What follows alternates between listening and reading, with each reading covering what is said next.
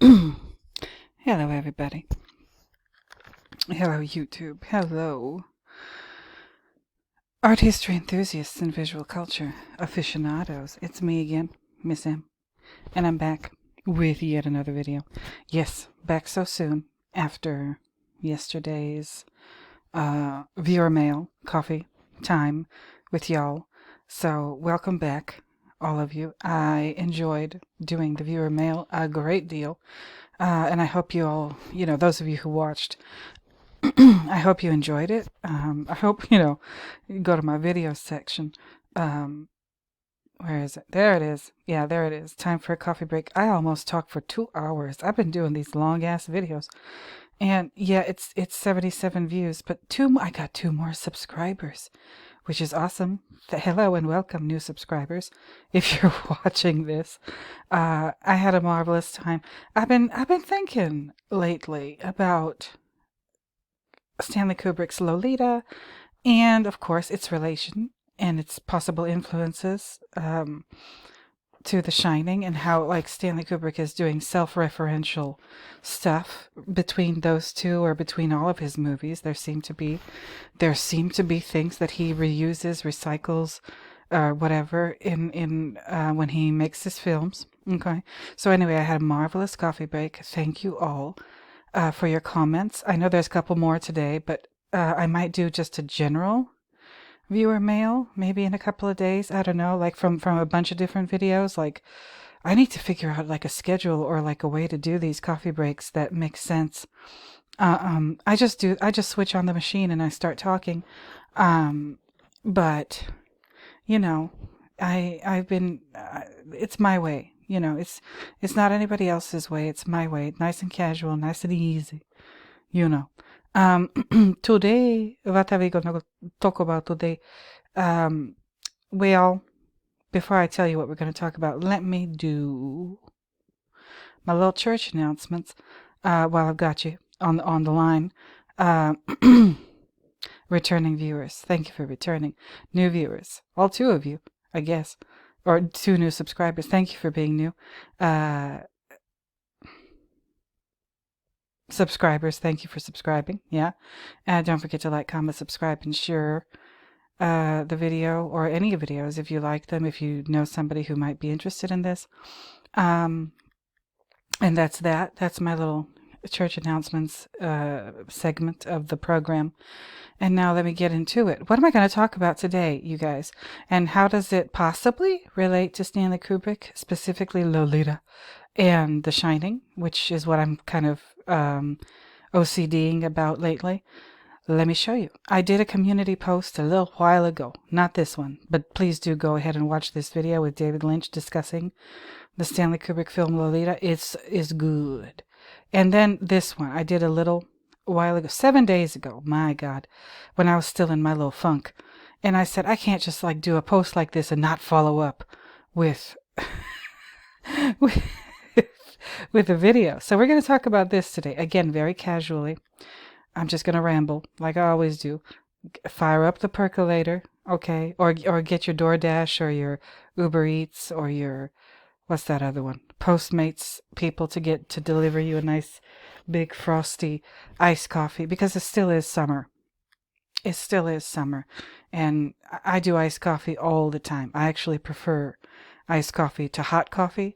I'll do a hot coffee every now and again, but for some reason, something about my personality and my character, I just love lattes. I don't know why. I don't know why. I have that in common with the main character of that show that was so popular maybe about a decade or so ago, Weeds. The title, the main character of that show, the lady, and I can't for the life of me remember the actress's or the character's name right now, but that was like her thing. She always had to have a latte, and I can so relate to that. It just makes life better, makes life easier. A nice tall frosty iced coffee with whatever creamer or flavoring you like. That's me. That's my what should I call it? That's my zhuzh. I love it so much. And I used to be a pumpkin spice hater. But recently, it's August.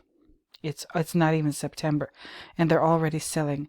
There's a whole wall at my local grocery store. There's a whole wall of pumpkin spice merchandise and paraphernalia at my local grocery store supermarket, and I walked past it. I almost took a picture, and I said, "What the hell is this?"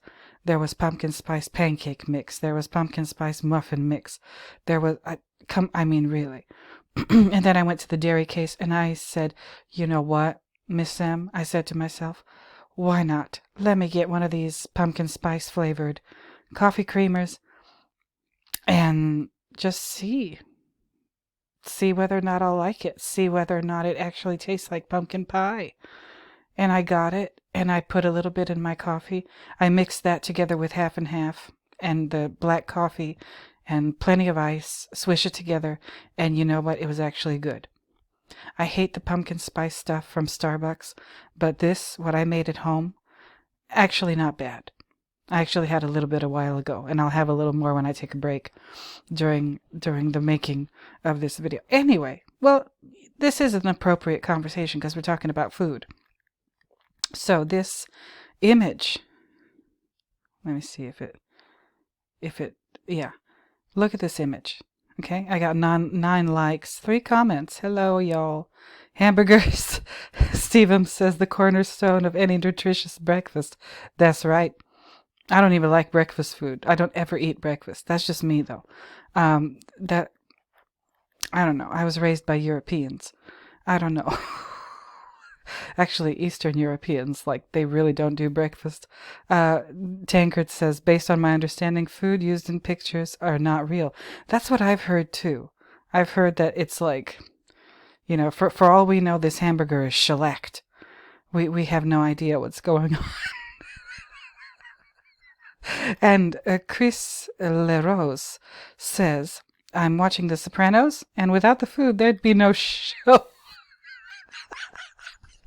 Oh, for goodness sake. You know what? Food is so important in art. It's just so darn important in art. And if you saw like the thumbnail, that's what I put. I put this picture that I found on I typed in the word food in the Google search, and I saved the first photograph that I found, and that was this one. It's hamburgers and fries. So quintessentially American. And this one's nice and meaty.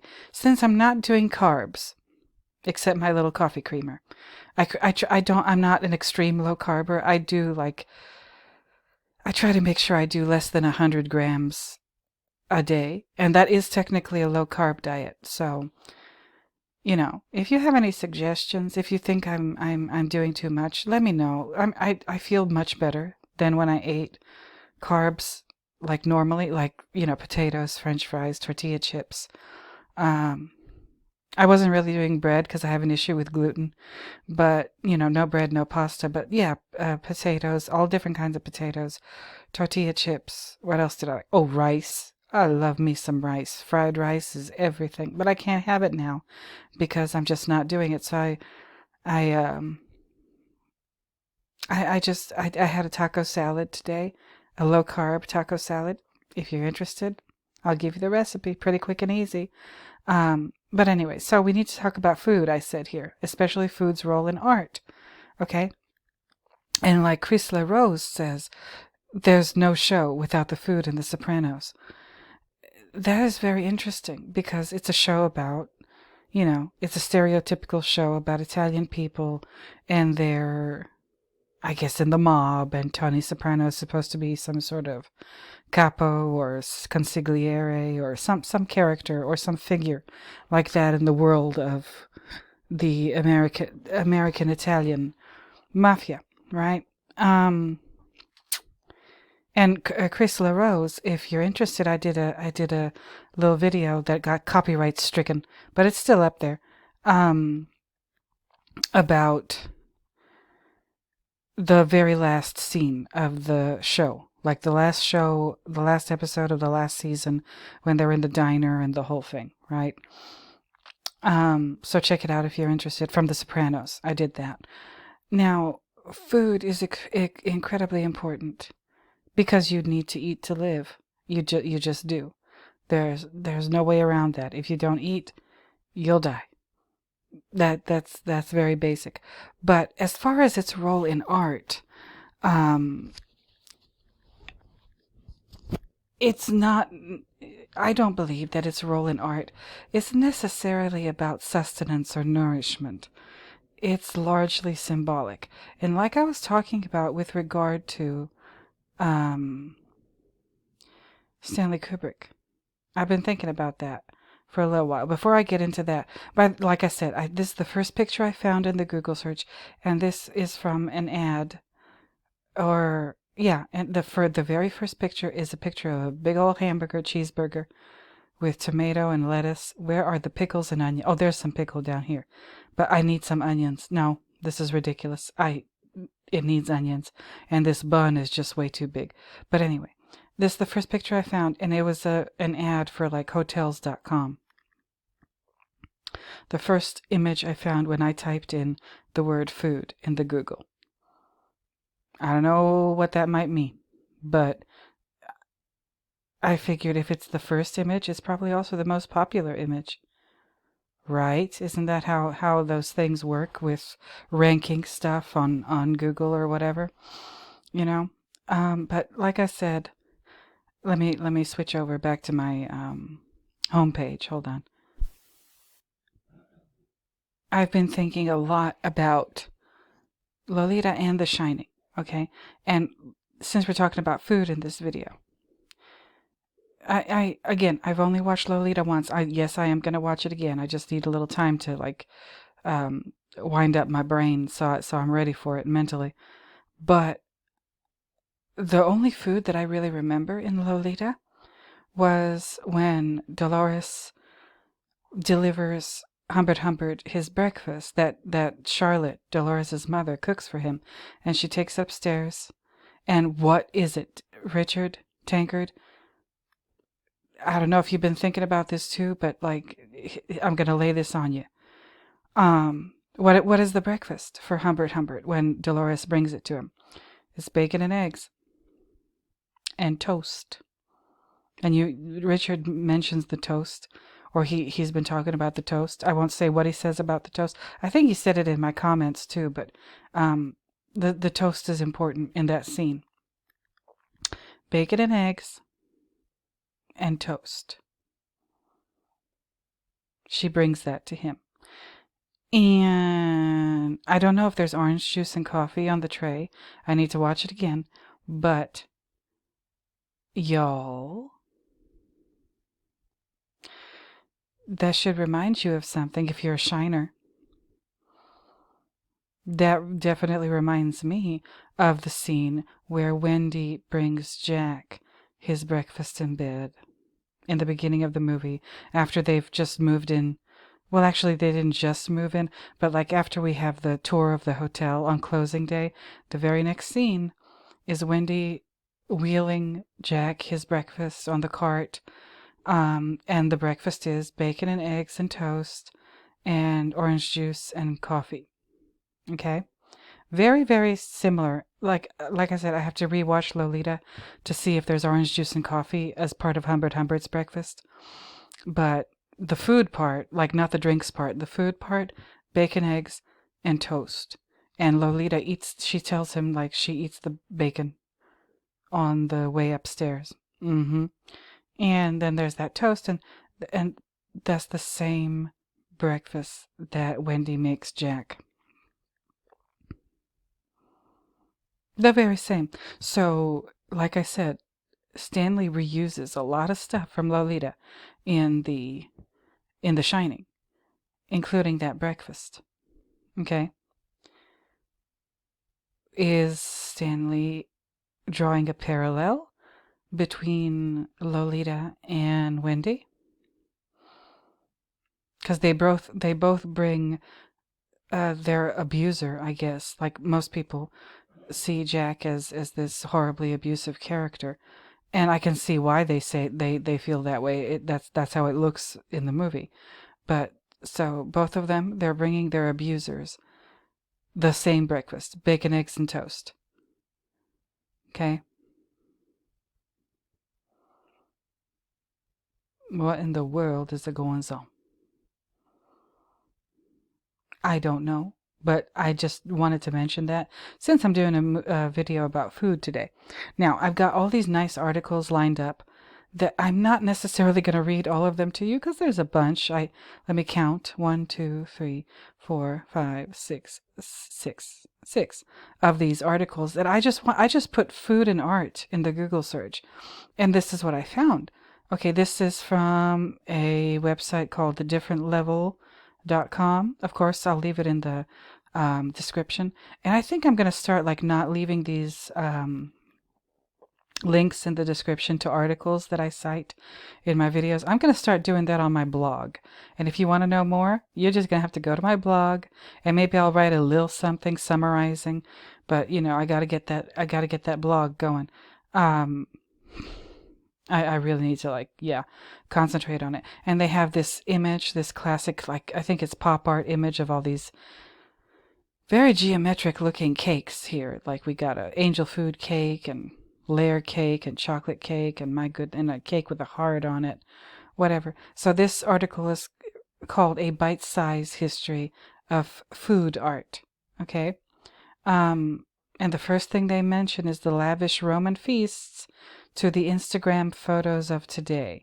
So they're equating that. They're saying, you know, whatever we're seeing on Instagram now, and there's a bunch of food on Instagram, on TikTok, maybe even Twitter too.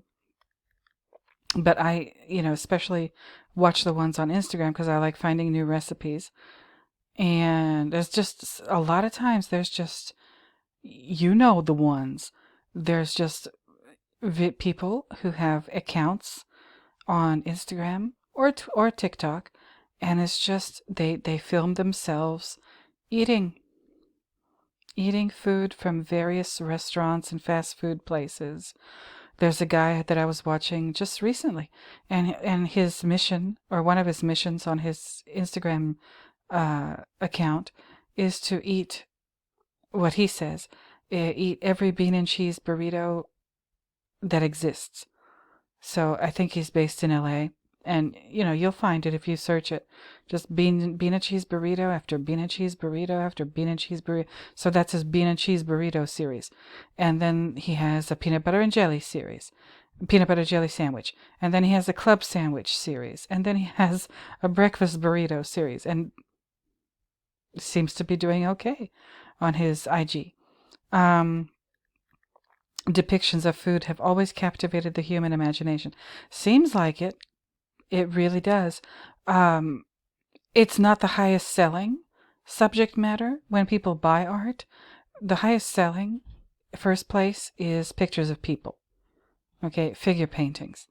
The second highest selling is like landscape, seascape. And the third highest is still lifes, and that could mean just anything. It could mean a floral arrangement or food. Usually fruit is what we've come to kind of understand when we see still life paintings. Plenty of fruit. But we're going to see some interesting ones today, and that's part of the reason why I got these articles together, so I don't have to go hunting around for pictures of food and art. So anyway, we've got this article. It's the last sentence of the second paragraph tells me a lot. It says, "It is fair to say that Roman painters paved the way for food artists in Western art history." Interesting. They mention Bacchus, the god of wine, and the Ceres, Ceres, the goddess of grain. So they're saying that what we're looking at, what we see, the development of the use of images of food in art goes all the way back to ancient Rome. That's really interesting. I would say it goes all the way back to way before Rome. So I don't know why they're saying that they're using Rome as a starting point. No, it goes all the way back to Mesopotamia, possibly even back to prehistory and the Stone Age, because those pictures of bison, which you will see when I finally do my Art History 101, like Unit 1 chit-chat video, those bison on the cave walls, like in Lascaux or whatever. Or, yeah, that's food. Those animals are food. Okay. I hope I'm not offending any vegans. But, like, we're just talking about history or whatever. Like, these were hunter-gatherers. Their food was animals. And they're depicting them in the caves. Are these animals sacred? Or do they look at them as sacred? Or do they look at them as delicious? Because, like, there's that episode of King of the Hill. And I love me some King of the Hill. There's that episode of King of the Hill where Hank is like, they're at a ranch or something, a cattle ranch, and everybody else is looking at the cows and everything and saying how cute they are. And Hank Hill is looking at the cow, living cows, just walking around, hanging out in the yard or whatever. And he looks at them and he says, delicious.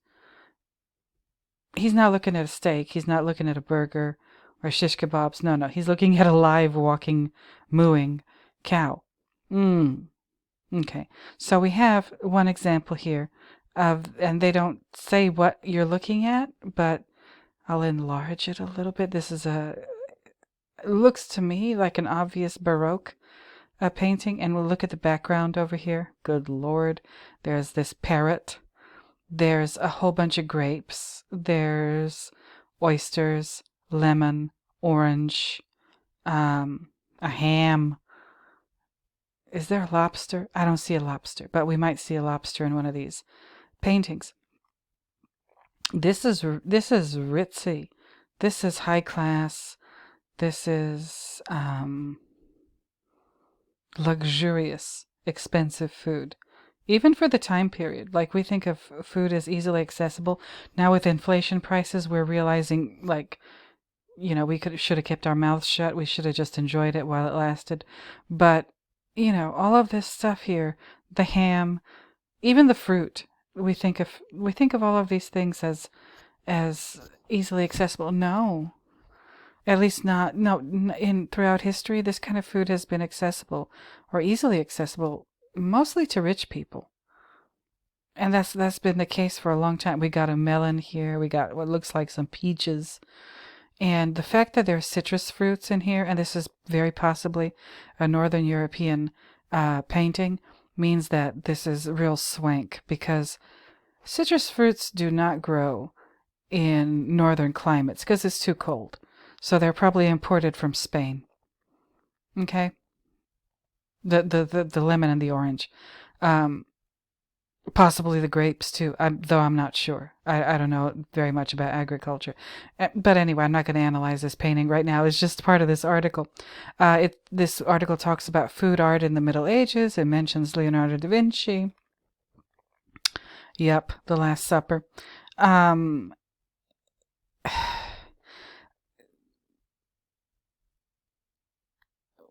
What a lot of these articles that I found, I skimmed all of them.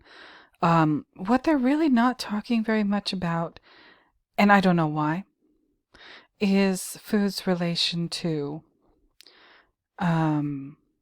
religion, and how foodstuffs or individual, ingredients or whatever are all religious symbols. Like all of them, even in this painting that we just looked at. Yep, all of it. Every single last thing, including the bird. Including the bird. And here goes some bread over here. Look at it. It's small, but there it is. Bread and grapes. Come on now. You don't even have to know that much about Christianity to know that the bread and the grapes are Christian symbols. Okay, so food art in the Middle Ages, eating habits of the wealthy, yada, yada, yada. No. That's why. But I'm still going to leave these in the description so you can look through them. Still life imagery. Again, these images were, they say, especially in the Baroque, the Dutch and Flemish masters, and probably also Spain in the Baroque period, were meant to show off the painter's technical skills by depicting detailed, highly realistic images of food. Yes, possibly.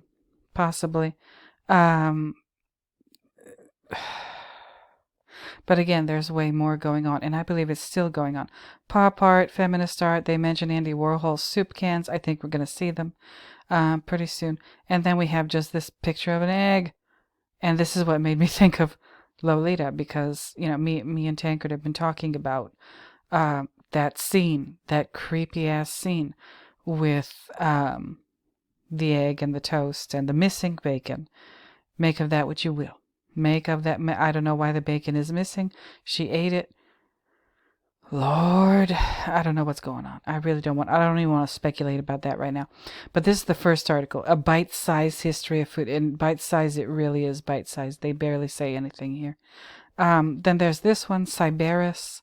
And you can, if you are more comfortable in Spanish, they have Spanish version, The Significance of Food in Art. And this second sentence, they say also, food helps define a culture and allow expression in preparation, making the presentation of foods a creative outlet. Okay. Oh, and they do mention the Stone Age. Okay, cool. Because usually when it comes to like the discussion of food and art, not a lot of people mention the Stone Age. Foodstuffs have even been used to create art, like juices and animal fats used in creating paint. Oh, since the Stone Age. Very interesting. Therefore, it is no surprise that food has been depicted in art for centuries. Okay. All right. Still life, food in art as the subject, and we're going to talk about that. I'm going to talk about that. I have not yet found in any of these articles, and again, I just typed in food and art and found some articles that I thought would be good, and I guess they're okay, but they're not quite what I'm looking for, so I'm just going to have to fill in the blanks for y'all. And this is something, when I talk to people about it, because I saw this sentence that says the realistic look of shiny fruit, the juicy meat, or the decadent roasted duck, all demonstrate the skill of the artist. Yes, and I always talk about, when I'm talking about this kind of thing in my professional life, I always mention wax fruit. Those of you who are from the 70s and 80s, you know what that shit is. Wax fruit, your aunt, your grandmother, somebody had a bowl of it or a plate of it displayed prominently somewhere in the home. I think I talk about it in one of my earlier videos down here. Way. You gotta scroll and scroll to find it. But wax fruit just bugs me. It bugs me, and one day I will figure it out, I know. It's not real. You can't eat it. It's a three-dimensional representation of a food object. Like in most cases, fruit. Apples, oranges, grapes, bananas, whatever. It's not there. It's not edible, but it's just there for quote-unquote decorative purposes. To me, there's no such thing as a decorative purpose. To me, everything, I believe, is a form of worship of some kind. But that's just my opinion. Y'all do with that what you want. And then, the people that I worked with, they would tell me, oh yeah, I was in, I was somewhere downtown, and there was this restaurant, and they had all this fake food in the window. And I said, why? And they said, well, because they were advertising their real food, like Japanese places, Chinese places, like the noodles in the window, completely fake. And I said, really? I was just fascinated by this. And you can go on Amazon and you can find, I think you can still find like fake fruit, wax fruit. And it doesn't have to be fruit. It can be donuts. It can be a cake. It can be a pie. They've done it. Tiny little candles that are shaped like olives, martini olives. The ones that are stuffed with pimentos or whatever. What the hell is going on? What in the world is going on? Anyway, and then they talk about dining as an experience, eating as the subject. Okay, and they mention The Potato Eaters by Van Gogh. All right. Food as a demonstration of social and economic status, particular food as subject. And they talk about Jan Steen, or they mention Jan Steen's The Dissolute Household. Okay. Again, they keep neglecting to mention the religious aspects, which bugs me. It really, really, really bugs me. Food used symbolically. Food and art depicting something else. They get a little closer in this paragraph, where they talk about there are several ways that fruit has been used symbolically in art. Fruit. For example, in the Christian religion, the apple is linked to temptation. In the story of the Garden of Eden, it is used in this manner throughout history, proven again in language, where the Latin word for apple, malum, is identical to the word for evil, also malum. In Greek mythology, the pomegranate equates to temptation and sin. That's my favorite fruit. What? Oh, especially in women. Well, damn it. I love pomegranates during the winter. I love 'em, love 'em, love 'em. Due to its depiction in the rape of Persephone. Okay. In modern art, feminist artists began to use food in art to depict the restraint of being a wife and mother, while men were free to pursue careers and other activities. Feminist artists like Elizabeth Murray used art to propose that women were able to handle both domestic life and a career. Murray's work in 1985, Kitchen Painting, is an outstanding example of this feministic threat. Now, I tried clicking on this. I got nothing, so I don't know. If you all try on your end, let me know. Food used in the artistic experience, edible food in art. I don't even want to think about that. That just sounds gross to me. Food as pleasure and aesthetic. Again, they barely scratch the surface, and I thought I found good articles. Damn it. Okay, now we got the Smithsonian, which, they should be awesome. Okay. From subject to statement, food has played a role in art for millennia. This is from 2017, and look at this. They got like a lobster roll and fries in this picture. Again, this is one of the reasons I like these articles. I don't have to look for good examples of food and art. Then we got this, Paul Cézanne, Still Life of Peaches and Pears. So the pears are over here, the peaches are over here. And then some of them are on a plate. And then there's this sugar bowl over here, and then this pitcher. Looks like, porcelain with a floral pattern on it. Peaches and pears, peaches and pears. Okay, I don't know what this is here. It looks like a mango to me, but I doubt it. And they're on this cloth. They're all positioned on this cloth, on this little table with a drawer. You see the drawer handle and the drawer cutout on the table. Have I mentioned the cloth of honor to you guys? The cloth of honor is the cloth that little baby Jesus is sitting on. He's sitting in his mother's lap, Mary's lap, and usually underneath him, or maybe even he's swaddled in it or whatever, is a cloth, like a little towel or whatever. That is called the cloth of honor.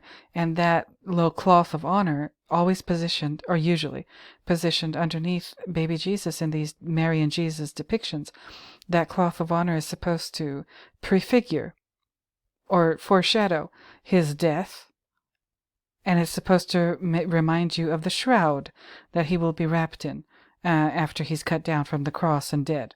I'm just saying. And he put this here underneath this fruit and what is this? Tea, coffee, whatever arrangement. And it's got this red stripe going through it, which to me is reminiscent of blood, but that's just me. What is Cézanne saying here? What do these peaches and pears have to do with Jesus? And this drawer, and this table that is tilted upward towards the viewer so you can see better what's on top of the table. And then this background with this diagonal line. And then the base of what looks like maybe a coat rack or something. Wood. Is that the cross? I don't know. Just speculating out loud. Then there's this thing. It's called Large S'more from 2015 by an artist named Jennifer Coates. Ooh. This looks gross. I would never eat this s'more. It looks moldy. But, what's going on here? Like, what is she doing? Is this a Rorschach test? Like, what's going on? Then there's Still Life with Oysters and Grapes, 1653, Jan Davids de Heem. Encore. Again, this is the Northern European Flemish work, and they even have the color strip down here. Like, ooh, Couldn't they edit this a little better? Smithsonian. You could have done better, Smithsonian. But we shouldn't be able to see these colors down here. But again, it's on a cloth. This one happens to be blue. There's oysters, again, citrus fruits, lemons and lemon wedges, orange with the leaves still attached, plenty of grapes. I see a loaf of bread propping up this tray with the oysters, and then the grape leaves, and this wooden table. Yes, this is a very heavily Christian image. I don't know what oysters represent, but I know they probably represent something, otherwise they wouldn't be here. Trust and believe. My goodness. Okay, let's keep it moving. And then there's this one that I'm not even going to try to even partially analyze. The Admiral, 16th century Giuseppe Archimboldo. What the hell? This person's body and face are made up of fish and eels and shit. Like, ooh, this is horrifying. But this is an admiral. What is going on here? I don't know. I really don't know.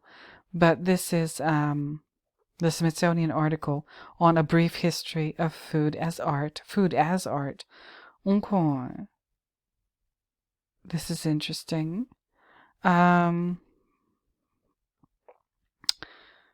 You know, what are they talking about here? I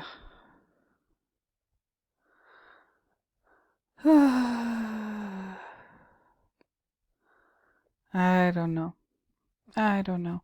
I thought I found good articles. I could do better than this. Shit. But okay, and they do mention biblical texts. Okay, that's good. Here it is. And the author writes, in the 1600s, such paintings, they're talking about Dutch Golden Age, in Northern Renaissance paintings. In the 1600s, such paintings attested to the owner's wealth and intellectual engagement. That is called pronk. Okay, Pronk, I think. I don't know if there's an H somewhere in there, but pronk means like a really luxurious spread of food, like this, or like the one that I showed you in the other article. Pronk is like a beautiful spread of food that is meant to, like this author writes, it is, where is the thing? Rendered to create the illusion that the feast is sitting right in front of the viewer. In the 1600s, such paintings attested to the owner's wealth and intellectual engagement. Yeah, the fact that they were able to afford imported food is a big deal. The foods depicted had symbolic significance, often related to biblical texts. Yes, that's why I said every single last thing you see in a painting like this is some kind of religious symbol. It doesn't have to be obvious, because we live in a time where we don't think in those terms anymore, but these people at this time in history definitely did, especially if they were educated, especially if they were wealthy.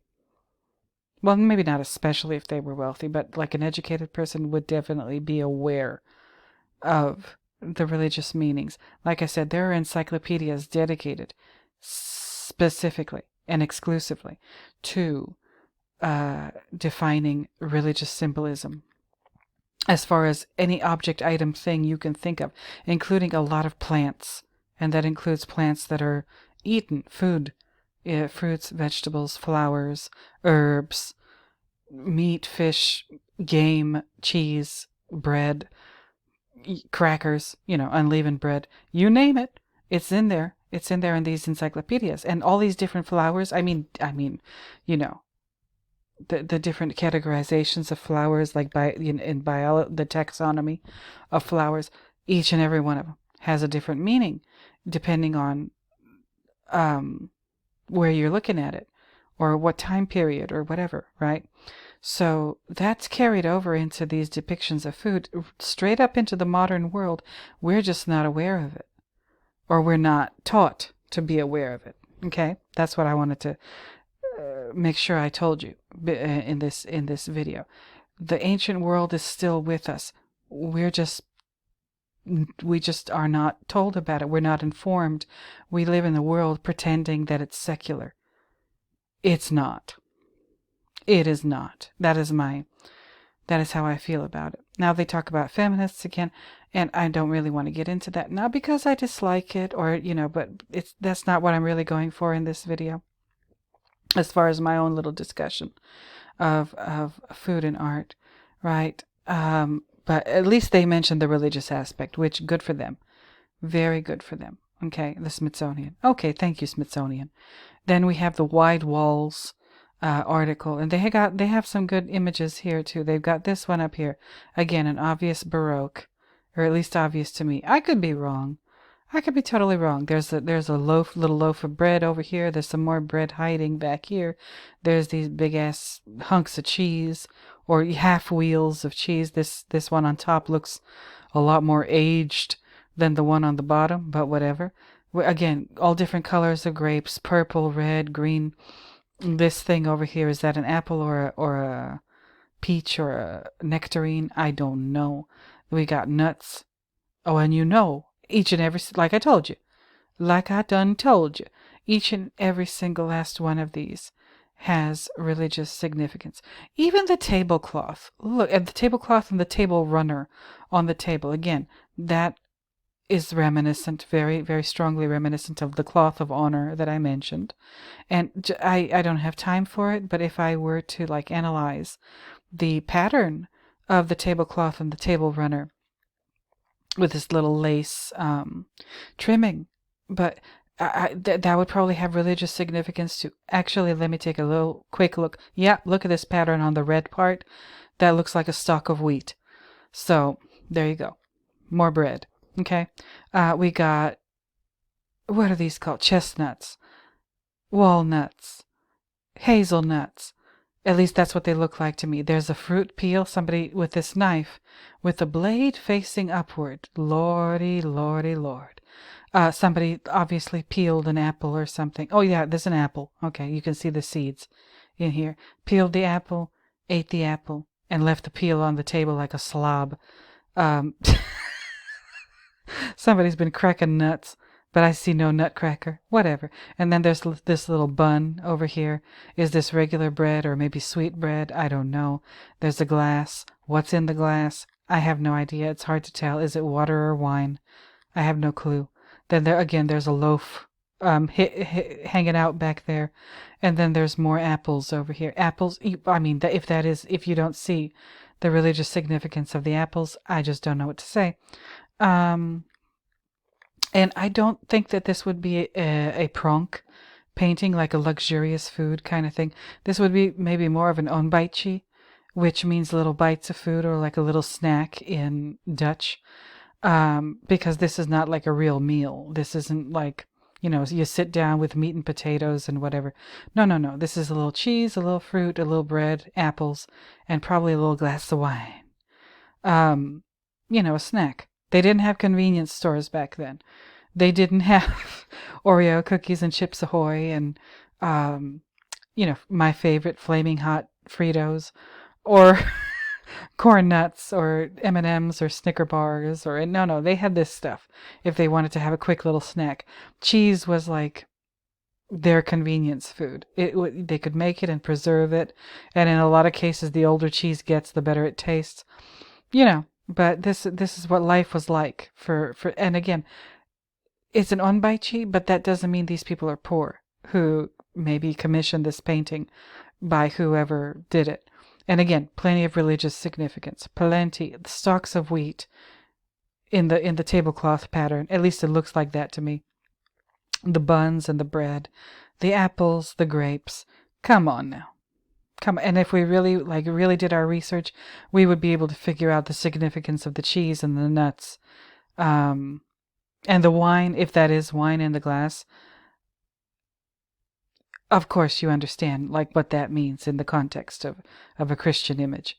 There's this thing. It looks like an enormous, hideous hamburger that you can sit on. It looks like furniture. What is this? This is what I wanted to show you. This is awesome. Let me try to get rid of this thing. There it is. Okay. I don't know who did this. This image on the right over here, the Taco Bell still life with which is very reminiscent of this here. Hello, or paintings like this from the Baroque, northern, southern Europe, doesn't matter. But check it out. Like when I saw that, oh my God, they got a Baja Blast. Look at this. They got tacos, tacos, tacos on this central platter. Then they got the nachos Belgrande, I guess. And they got some Doritos in a crystal bowl, for God's sake. And then this over here, I don't know what this is. Is this like a wet burrito or something? I don't know. And then they've got the Taco 12 pack, the carrying case for possibly all these tacos that are laid out in front of it.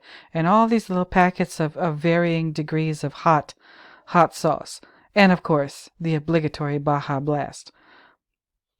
Jesus Christ, whoever did this, you know what, whoever you are, sir or madam, that did this still life with the Taco Bell food, I salute you. I really do. Because this is freaking genius. I would put this on my wall. I sure would. I don't know what room I would put it in. Somewhere. Hallway, kitchen, something. Because this this is art. This is I wanted to show you guys this picture so badly.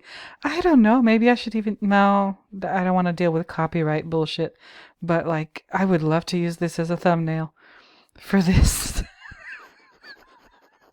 Oh, I'm gonna use the hamburger because that's how I like announced this video in my community post. But wow, I just want a picture of this on the wall. This is gorgeous.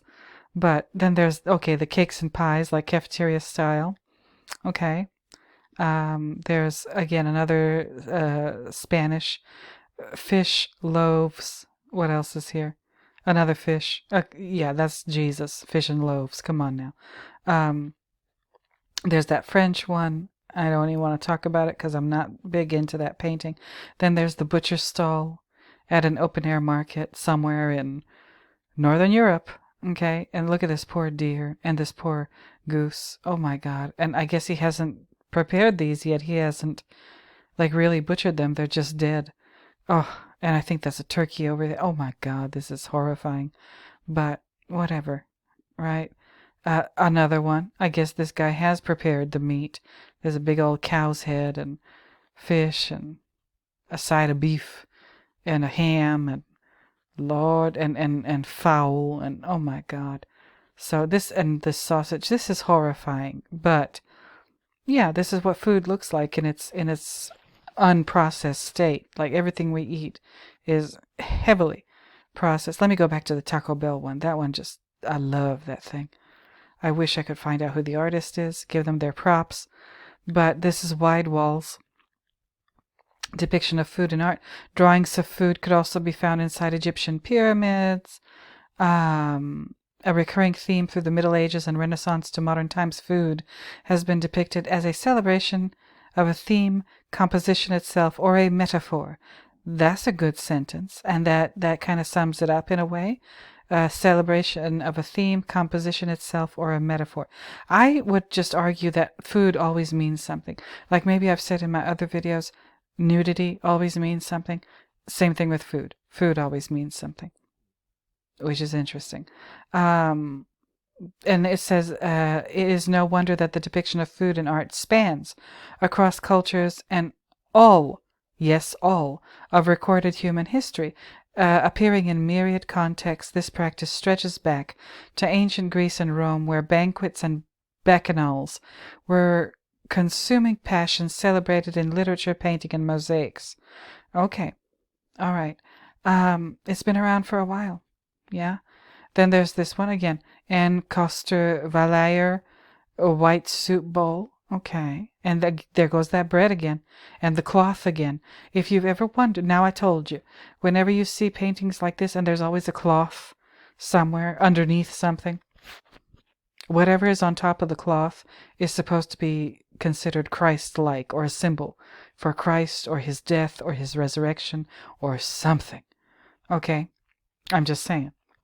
And then there's this on the right, Antonio Lopez Garcia, The Dinner, This kid looks miserable, and I don't see a lot of food on this table. Maybe that's why they're miserable. I don't know.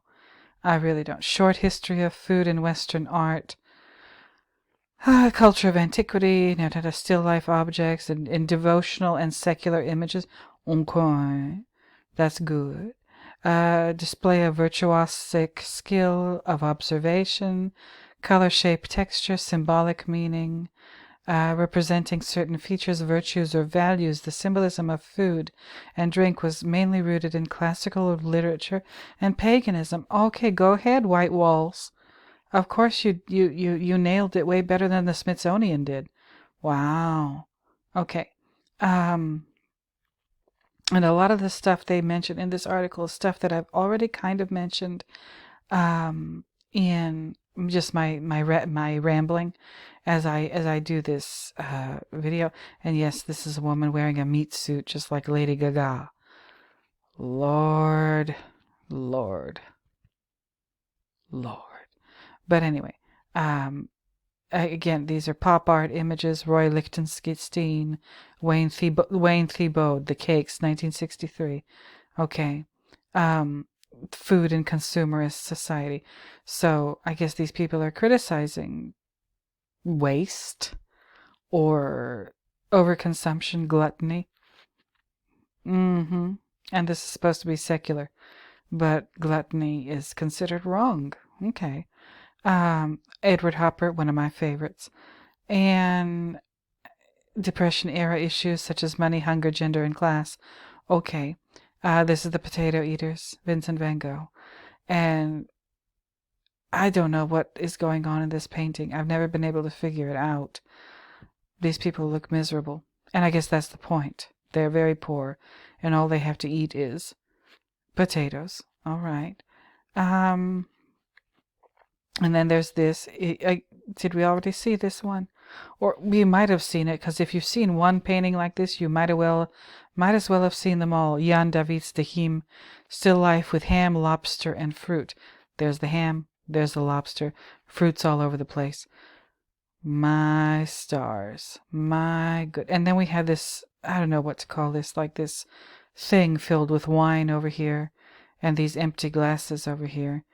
Interesting. And again, like I said, citrus fruits. Citrus fruits always mean it's swank. It's plenty of money going on here. Okay, and yes, we have some bread. They cannot forget the bread. They cannot forget the grapes, the wine. Is there a tablecloth? Of course there is. It's green. And a wooden table. They expose the table so the tablecloth isn't covering the whole table like you would normally do in the real world, because why would you do anything other than that? That's the only thing that makes sense. No, they want you to see the wood, because the wood is supposed to remind you of the cross. Okay? And then we got fig. Is that a fig? Looks like a fig. Fig, plums. Are these tomatoes down here? I don't know. But and again, this Juan Sanchez Cotan, his still lifes are just weird. We got this melon, cucumber, cabbage, and either this is an apple or a quince hanging from these strings in what looks like a windowsill, and the background is completely black. And I've heard this described as something that's just like an exercise in still life painting. I don't think so. I think there's a lot going on here that we can't really understand. This cabbage looks kind of old. And the apple, or whatever this quince, or whatever fruit this is, that looks kind of old too. Is this a memento mori painting? I don't see any flies on the food, so maybe this melon is edible, and the cucumber too. But what the hell is going on? Very, very weird. And I analyze these older paintings just the same way that I analyze younger paintings. So that's just my method, and that's how I do it. Art Spur magazine, Food and Art. Again, more of the same. These articles start to kind of repeat themselves after a while. Caravaggio, Basket of Fruits, Baroque artist. And this is supposed to be very reminiscent of Roman era, ancient Rome murals.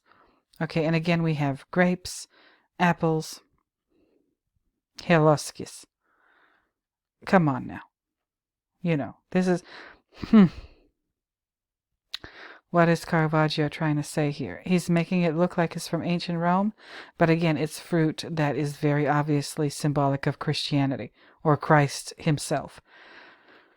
And Christ and the biblical story of Adam and Eve and the crucifixion, and here's some figs. Like, what's going on? What is going on, y'all? And then he even puts a shadow, I think, of these leaves on the wall. What in the world? And then this one, I really, really want to talk about this one, but maybe in another video.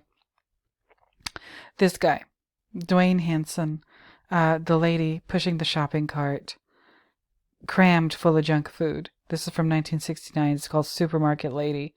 Food and art, as it says here, denouncing overabundance and waste, otherwise known as gluttony.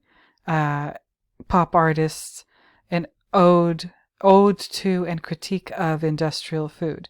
Well, again, this is Dwayne Hanson with his hype, and this is a sculpture, by the way. This takes up three-dimensional space, and it's life-sized. This is from 1969, late 60s, early 70s. Like, how would they feel about the food today if these artists are still alive? I don't know if they are. I really don't know if they are. But I need to do a whole video on this guy and like pop art, from the 1960s, especially since we're dealing with lately, I've been talking about Lolita, and the Humbert character very, very deeply frowns upon American, slovenly American culture. And I have a feeling Dwayne Hanson is not American either, because look at what he thinks of Americans. I have to think about this for a little while. Food, an enhancer of sociocultural issues. Lord. A lot of stuff going on. The culmination of many paradoxes in food. I'll read this little paragraph. If food and art holds this golden place, it is not by chance. It is at the center of many paradoxes, the waste and the necessity, the social and the intimate, the respect of nature amid industrialization, daily life and exceptional moments. It translates as well into a tasty present or a consumed past. Food art is a beautiful way to honor life and conviviality, while also questioning social and cultural determinism. I can't say I agree, but that's okay. This person seems to have done a good job with this article.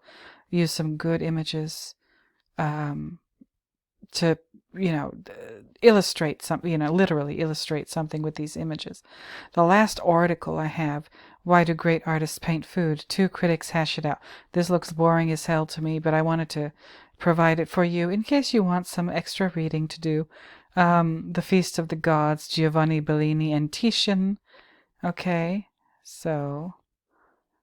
all right. It's not turning, so it's giving me a hard time. Maybe that's the universe trying to tell me to get on with it. What I'm gonna do is I'm gonna go take a little break, and then I'm gonna do what I do best: read Wikipedia articles. So I'll be right back after my own little pumpkin spice flavored coffee break. I will see you in a minute. Hold on. All right, and I'm back with Wikipedia. So we're talking about food and art today, and of course Wikipedia has an article about it. Fancy. Anyway, food art, as it says here, is a type of art that depicts food, drink, or edible objects as the medium or subject matter of an artistic work to create an attractive visual display or provide social critique. It can be presented in 2-dimensional or 3-dimensional format like a painting or sculpture. Food art can also incorporate food as a medium. Contemporary food artists have experimented using different method and techniques like photography to change its purpose and use it as a source of storytelling, humor, and highlighting current world issues such as racism and political activism. Some food artworks use materials like stone to replicate food.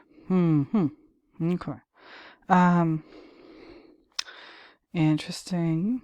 Okay. Food artworks possess their own characteristics that differentiate them from how food is traditionally perceived to be used. They have their own features in terms of how they appear to the onlooker, the experience they offer to the public, and their meaning. Interesting. Visual, performance, viewer participation. I'm not going to get into all of those, but I will leave the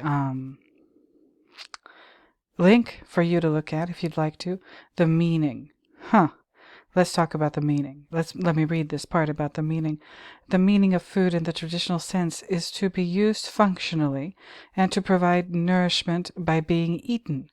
Artistic works that use food as a medium can be representational and express emotions metaphorically, as according to the art critic Carolyn Korsmeyer, it can provide a perspective on what it symbolizes. However, it can also be unclear, generally due to its transient form. Their interpretation would be reliant on the timing of which the visitor explores the artwork. Okay.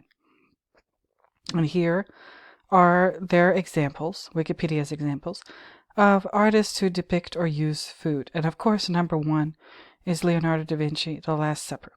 Okay. And I opened that up over here. Okay, I did a whole video. I will show you.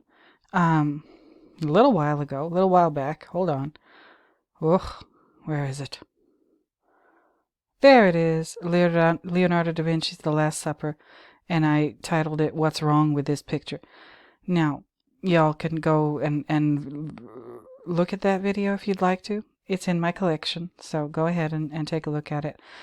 In this article, they very quickly summarize it here, and I will read this. The painting represents the scene of the Last Supper of Jesus with his disciples from the Gospel of John. The Gospel of John, chapter 13, verse 21, where he announced that one of them would betray him. It is thought to have been painted between 1495 and 1498. Despite the painting focusing on Judas's betrayal, the depictions of the meal features the dense symbolism of the story, with bread and wine incorporated to represent the body and blood of Christ, which he sacrificed on behalf of mankind. Furthermore, plates of fruit and fish, likely eels or herring, are displayed upon the tablecloth. They're not easy to see, especially since this thing has been through a lot. Researchers have suggested that although eels would not have been served at the original meal, it is symbolic and popular during the Renaissance period when Leonardo da Vinci produced it. Interesting. And again, they have these other examples. Giuseppe Arcimboldo, The Four Seasons. Again, a human made out of food. Pieter Erickson, Market Scenes. Okay. And Valère Coster, Still Life with the Lobster. I think we saw that or something similar to it in the articles that I already went through. And Dieter Roth, who just uses food as a medium, apparently, especially chocolate. Interesting. And they have see-alsos. They have butter sculptures. Okay. Butter sculpture, contemporary art, culinary arts, edible art, food photography, food porn, food presentation, gastronomy, modern art, and sugar sculptures. Interesting. I'm not here to talk about sugar sculptures, but I wanted to, remind you about The Last Supper. Okay? It's probably the ultimate. It's called La Ultima Cena, but it's probably the ultimate, work of art that features food. Everybody knows this painting. Or mural, rather. Then there's also another one. I've also talked about this artist and this painting in one of my videos. Can I find it? There it is. Edward Hopper, Realism, Loneliness, Alienation, and a Splash of Red. That's the 8 months ago. Okay, so check that out if you're interested in Hopper. The Nighthawks is the one they talk about as a painting that features food. Does it really, though? I don't know. And they talk about how many times it's been parodied. Okay, check it out. Where is the food?